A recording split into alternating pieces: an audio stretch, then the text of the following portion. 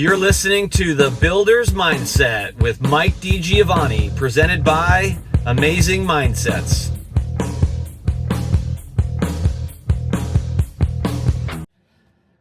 Welcome back to The Builder's Mindset, where we break down the laws, the levers, and the leadership shaping America's housing future. Today, we're unpacking one of California's most ambitious new housing bills, SB 79, also known as the Abundant and Affordable Homes Near Transit Act. Say that 2 times really fast. It's designed to force open more housing opportunities around transit stops, and depending upon who you ask, it's either a long overdue step towards supply sanity or another state overreach into local control. Let's get into it. So what does SB 79 actually do? At its core, SB 79 changes the rules for how we build near transit.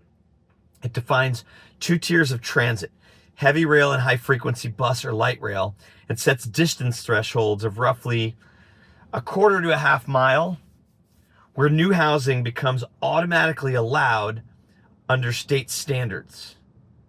Within those zones, the bill overrides restrictive local zoning, there's where overreach comes in, and sets objective limits for height density and floor area ratio.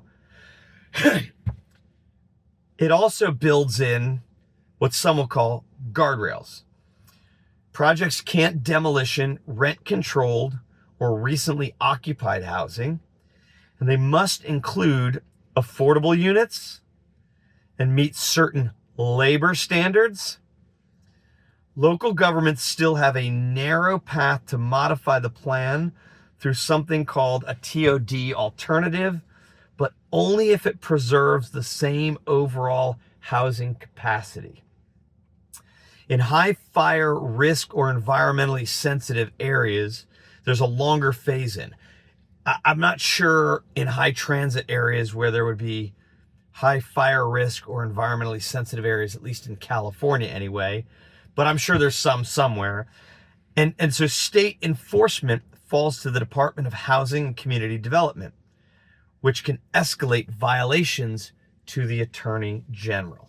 Okay, so why does this matter? This is one of the most sweeping state housing interventions, yes, we said intervention, since SB 9 and SB 35. It directly targets the choke point in California's housing system, local zoning. We'll see if it works Rena's just knocking it out of the park right now, right?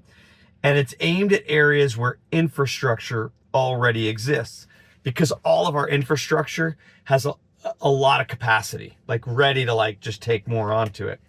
For builders, that means fresh opportunity where demand is real along rail corridors and bus lines where density makes sense. That we agree with, but it also means more complexity, more boxes to check at a bureaucratic level, more state level oversight, which is more state scrutiny. So I'm going to get a lot of slack for this because I know a lot of the people that I align with from a housing perspective are pro 79, and we'll talk a little bit about who's pro and who's against in a little bit. And excuse me again, I am just in this, and the season changes and on comes the sinus infection, which just kills my voice. But so here's our view from the builder's mindset viewpoint, and our standpoint is that SB 79 does open doors that have been welded shut for decades. It does create predictability, or ostensively creates predictability, theoretically creates predictability, sets clear rules, and helps bypass the patchwork of local politics that often kill good projects. But it comes with strings, as everything from the government typically does. Affordable housing set-asides, labor rules, anti-displacement clauses, and added cost and risk. Or should I say, all of those actually will add cost and potential risk. It's progress, but far from perfection. And I don't really know how much progress I would say that it actually has. And the proof will be in the pudding years down the road, at least probably I would say 3 to 5 before we can really ascertain if it does what it's planning to do. The difference between a useful tool and an expensive tangle will come down to how cities actually implement it or fight it. More on that later. All right, so how's the liberal lens look at this? From the left, SB 79 looks like a climate and equity win. More housing near transit means fewer cars, lower emissions, and denser, more walkable cities. The affordable mandate and demolition protections are designed to prevent displacement, at least on paper. But progressives worry the law could still fuel gentrification if market rate projects outpace deeply affordable ones, or if transit rich ends up meaning luxury ready. The typical union and affordable don't typically go together, okay? So here's what's interesting. First off, typically the left and builders are not in alignment, okay? So they are to some degree here, but I think it's really interesting if you dig into, and this speaks also into the left's overall agenda. They consider it a climate and equity win. However, they worry the law could still fuel gentrification in market rate projects. So I don't know. I should have probably looked up gentrification before I started to recall this, but I think most left anti-development people would say, if you build a new building in an old neighborhood, that's gentrification. Well, what exactly do we think this is going to be? So at the end of the day, I think the left has got themselves in their own conundrum where they're going to be battling themselves, which is interesting, and I can't wait to see that. Now let's jump over to the conservative lens for a moment. From the right, the concern isn't affordability, it's control. SB 79 strips local governments of much of their zoning power, replacing with a one-size-fits-all state playbook. Conservatives argue that housing markets should be shaped by local voters, not Sacramento bureaucrats. We agree. Some even warn that this could raise infrastructure costs and stress utilities and schools before cities have time to prepare. In their eyes, it's a classic example of government solving one problem by creating 5 new ones. So now, once again, let's talk about the conservatives' conundrum, of which I'm a part of. I consider myself a Christian conservative. But so on one end, they argue against it because they say it's government overreach, Sacramento bureaucrats over local voters. Totally agree with that. And then they say could raise infrastructure costs and stress utilities. Completely agree with that. And one of the arguments they make is schools before cities have time to prepare. Well, most conservatives want school vouchers and they don't want their kids going to public schools anyway. I don't, and I didn't send my kids to public school until high school, and I didn't send them to public high school because I wanted to. My kids finally said we had enough of homeschooling and we're going to school, public school. So it'll be interesting to see, this won't, at the end of the day, the conservative argument won't ultimately help them, but this school argument really, I don't think is fully genuine from that side of things. And where we're at here at the Builder's Mindset and the Amazing Mindset, we feel like both sides, our side and the other side, be genuine and be authentic with your thoughts and your beliefs, and don't bring things into the argument that really aren't valid or really aren't things that you're ultimately concerned about.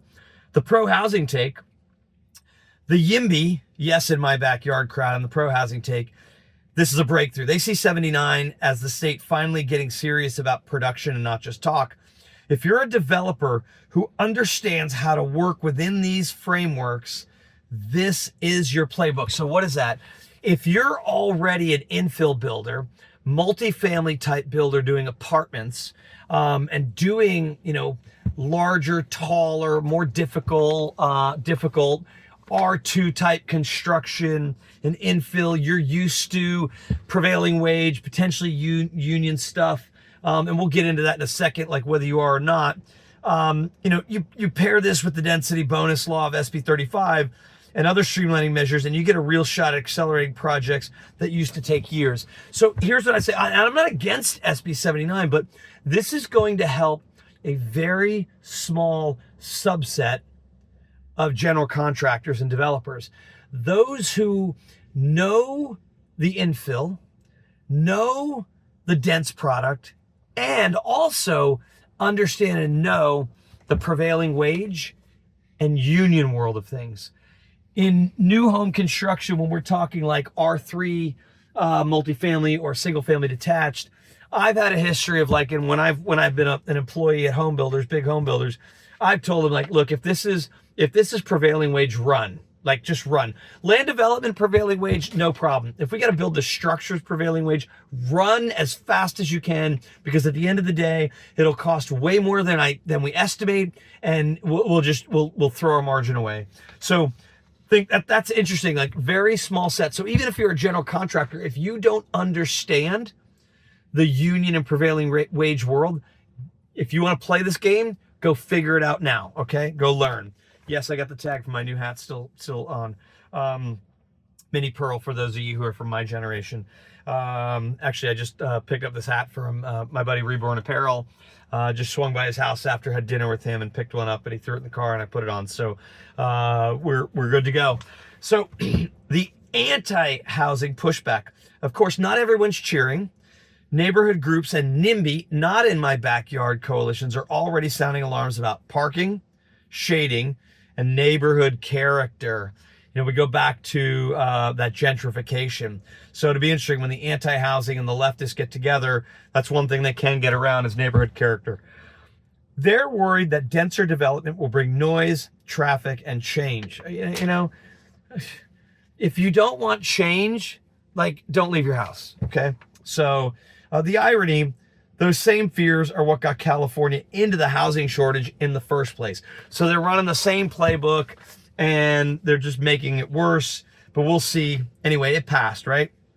So the reality of implementation and where the rubber meets the road is going to be what's interesting. Here's where theory meets the dirt. The success of SB 79 won't come down to what's written in Sacramento. It'll come down to what happens in city halls. Local planners will have to redraw maps and adopt new transit-oriented overlays and align codes with the new state law. Some cities will move fast. Others, most in my opinion, in our opinion, will stall, hoping the political winds shift, hoping that it just sort of fades out. Some of the complexities we talked about, like on the prevailing wage and whatnot, maybe sway people away from trying to do this as much. And listen, lawsuits are inevitable, and those help no one except who? Yep, you guessed it, the lawyers. And even when zoning is fixed, construction costs, land, labor, materials will still make many of these sites very, very difficult to pencil. The labor and the prevailing wage we talked about, really watch the unions start getting involved with these to make sure they get their piece of the action. So in short, SB 79 is a big lever, but not a magic wand. It can change what's allowed. It can't change the math, and it can't also change the propensity for litigation, which will come from those opposed to the types of projects. So look, it does have the potential to unlock more housing where infrastructure already exists, but I truly believe the infrastructure in those areas has been proven in California to not be up to snuff when it comes to like adding to it. I mean, all this electrification, and we all know the grid is not ready. Look, encouraging transit-oriented, climate-friendly density isn't horrible, even though I think it's starting to come out that the climate argument is just not nearly as big a deal as you know some have made it out to be. But pushing local governments to align zoning with state housing goals, you know, that there's lawsuits coming. They are coming and coming fast. So let's talk quickly about the key pros and cons by perspective. You know, for the builder's mindset, we say predictable entitlement rules and new capacity near transit. That's great. But added costs from affordability and labor mandates, local resistance likely, that's going to be a struggle. Liberal progressives support for climate and equity goals. They're going to like that. It limits sprawl because it keeps things in the denser urban centers. Gentrification risk and limited guarantees of deep affordability. They're going to have their issues there. Conservatives promote efficient land use. They'll like that from that perspective because a lot of their clients will be glad that they'll get their projects approved, but they will not like the state overreach and threat to neighborhood autonomy. Pro-housing, the yes in my backyards, major upzoning win, real supply potential near transit. Effectiveness depends on city compliance and market feasibility, along with, as we said, how long the legal battles are going to drag out. Anti-housing, they're anti-density, anti-parking, anti-traffic, anti-character. Honestly, there's not even an upside from the anti-housing folks that relates to this bill because they're anti-development and housing in general. So who's for, who's against? Pro-housing groups support it. Developers support it. Environmental advocates, actually, oddly enough, support it. And the Newsom administration. Boy, we've got some strange bedfellows on that end. Opposition, local governments, neighborhood associations, some tenant advocates, and skeptical of displacement protection. So I think you're going to start to see, the YIMBYs and the local governments kind of band together. And then look, on the implementation reality, we expect slow adoption, lots of legal challenges, and capacity constraints. Zoning reform is just step one. Actual construction will hinge on project economics, infrastructure readiness, and political will. And we're going to keep going back to that infrastructure readiness. That is going to be a tough one because I don't think it's as ready for the capacity we're talking about. And political will, watch out. I'm going to predict this right now. This is a money grab. There are tons of things coming out, and we believe that we should continue to investigate all of the wasted money on the fire rebuild, homelessness, you name it. This is a potential opportunity, in my opinion, for money to get funneled up through the political establishment, and it's just going to be a debacle, in my opinion. So let's see. A lot of bills have been coming out and coming around. We'll save a lot of these for later, but just a really high level. You got AB 253 as well, private plan check shot clock, which essentially says if local municipalities are taking too long to approve plans, it gives applicants the ability to hire a licensed third-party reviewer. But the cities, as I read it, still control the final issuance, so they can stall on that. AB 507, adaptive reuse, use by right. We're not even going to really go into that one today. AB 712, teeth for state housing laws. It's got broad enforcement when agencies violate housing laws. This is kind of the thing that's a struggle. And I don't know if it's really fixable in California. Essentially what we have is the RHNA laws are being pushed back and fought by, every local, a lot of local municipalities to get their numbers up because they have all these housing numbers they have to meet. And there's stronger fines and penalties to raise the cost of local noncompliance. For builders, there's some leverage there, but at the end of the day, it's about getting these local agencies to allow projects to move forward. The state's trying to help, but all that gets viewed at is like government overreach. And look, I'm not going to lie. I don't want the state government having to step in and solve our local housing problems. I want developers and local municipalities to sit down and work together to come up with solutions to make these things actually work, to get projects approved, ones that we can afford to build and people can afford to buy. Relief is still going to run through the courts on the AB 712 and the state housing law and whatnot. There's going to be legal, time and legal, issues. And the jurisdiction may budget for fines as cost of doing business, like dragging timelines until they're sued. AB 920, centralized application portals. Look, I read this as big cities, over 150,000 people, they have to offer a single online portal to submit and track housing applications, transparency, and fewer black box handoffs. But, look, what does that mean? I mean, it should still just be a portal. It could be something as simple as a better, GUI graphical user interface where they you submit stuff and it literally still the back end of it is some bureaucrat who, is off on vacation for 2 weeks and he has nobody covering him, is in charge of that. So it sits around and goes nowhere. Some departments may just make their portals look a little nicer, and it's really not going to help the process. So that could just be all jewelry, lipstick on a pig, but it's still a pig, right? SB 786, the general plan, judicial challenges. We're not going to go too much into that either, because I don't think there's a lot of really good stuff worth talking about on that one. AB 1308, inspections, HA touch points. That's another one I don't think really has a lot of like big like benefit. Inspection still lives in the trenches. If the departments don't staff up, delays are going to persist, right?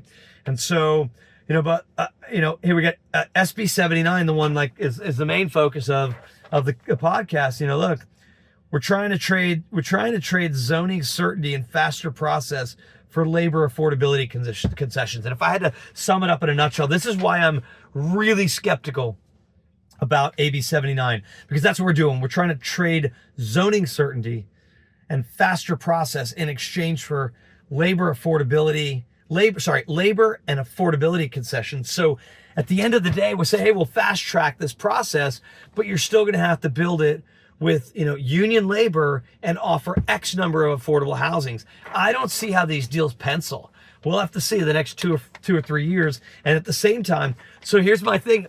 Local municipalities, if you want my advice, I would tee up your lawsuit, but then watch some of these pencil out. And what I would do, local, get with the developers who are trying to pencil these and go to them and say, hey, if we try to get this through without AB 79 and we're willing to have a little bit of a stake in how it looks, how it feels, we'll waive the affordability and we'll waive the prevailing wage and union labor, so you can build with traditional contractors and you could sell these at market rate. But that's where I think the opportunity is here for the local governments to say, I'm tired of Sacramento and all their bureaucracy and all of their BS trying to tell us how to run our business. Okay, if that's what you want, then get in front of the developer sooner and come up with a plan that works for you, local municipality, and them. Just saying no and just stalling is not going to help. It's going to get you more bills like this. Here's my other, the near-term winners are sponsors ready to underwrite union labor, TOD rents, and litigation risk. So there's going to be your handful, local team. There's going to be your municipality. So go after developers who are already dealing with union and are used to that. Go hit them up and say, what's it worth to you if we have a say in this development, in the density, in the look, in the feel? What's in it for you? How well is it if we can offer you no union requirements and none or limited affordability requirements? I think that's where we really need to kind of take a look at this opportunity. If you're a local government, is to get in front of these developers sooner rather than later and try to work around the 79 bill. So look, for builders, like I said, this is the opportunity and a test. It's those who wait for clarity might miss the moment. So if you're a union-based developer, jump on this. If you're a local municipality who doesn't like being told what to do by Newspin and his cronies, get in front of these developers right away to try to come up with something that works for them and for you quicker and sooner. It's going to be about execution. We need housing, and we need it in air transit for sure. The question is whether we can figure out a way to actually make this work. Look, if the bill at the end of the day just makes things unfinancially feasible, does nobody any good. So we'll see how this plays out. We could take the over-under on when the first lawsuit's going to be filed, but it's coming soon in my opinion. And I can't wait to see how the first project pencils out and pro forma is set up. So that's all for today's episode of The Builder's Mindset. If this breakdown helped you see SB 79 through a sharper lens, share it with a teammate, a planner, your city's next council candidate, or a developer who's looking to do work or doing work in those particular areas. Because understanding the rules is the first step in shaping the future. I'm Mike DiGiovanni. Thanks for listening, and keep building with purpose. We love you. Have an amazing day. We'll talk to you next week. You're listening to The Builder's Mindset with Mike DiGiovanni, presented by Amazing Mindsets.